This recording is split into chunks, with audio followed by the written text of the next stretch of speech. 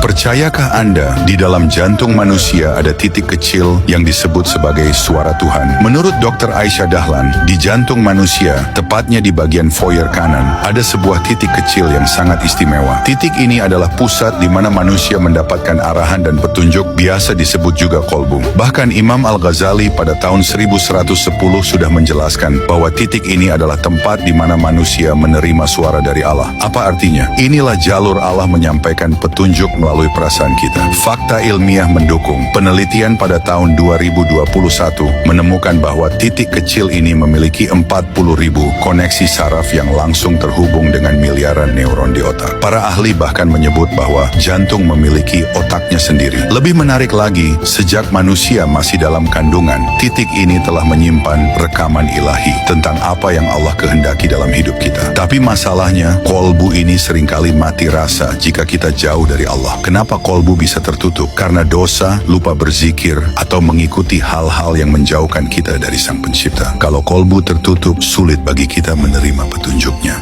Ada suara Tuhan di jantung itu, di bagian serambi kanan. Ada di serambi kanan dan di bilik kanan. Kan jantung segini nih ya. Iya. Serambi kanan tuh kecil aja segini. Iya.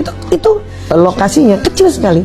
Imam Al-Ghazali itu tahun 1110 mengatakan suara Tuhan atau titik kolbu lah gitu. Dia bilang gitu. Di dalam kolbu ada suara Tuhan, tapi bentuknya kayak titik. Tapi baru sekarang di abad-abad 21 ini pas dilihat itu bukan kecil. Itu ada sambungan-sambungan koneksi neuron di situ. Nah, di otak ini ada 100 miliar, di situ ada 40.000 situ.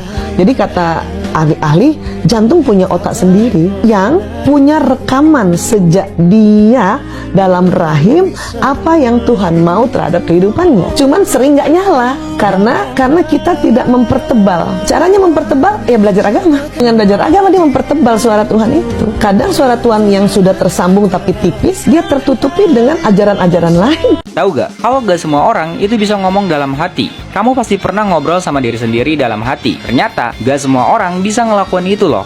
Kenapa ya? Kemampuan ngobrol sama diri sendiri ini disebut inner monolog. Ada orang yang bisa ngobrol panjang lebar dalam hati, tapi ada juga yang gak bisa sama sekali. Biasanya satu sama lain ini saling gak sadar. Si inner monolog gak tahu kalau ada orang yang gak bisa ngomong dalam hati. Sedangkan yang gak bisa inner monolog ngira kalau ngomong dalam hati itu cuma ada di film-film. Dan ini ada penelitiannya yang dilakuin sama profesor psikolog Universitas Nevada. Dan itu benar ada. Ketika orang itu ngelakuin sesuatu langsung dikerjain, gak ada monolog dulu di otak. Ini emang gak bahaya dan belum ada yang tahu pasti apa penyebabnya. Nah, kamu termasuk yang bisa ngobrol dalam hati atau enggak nih? Coba share pengalaman kamu di kolom komentar.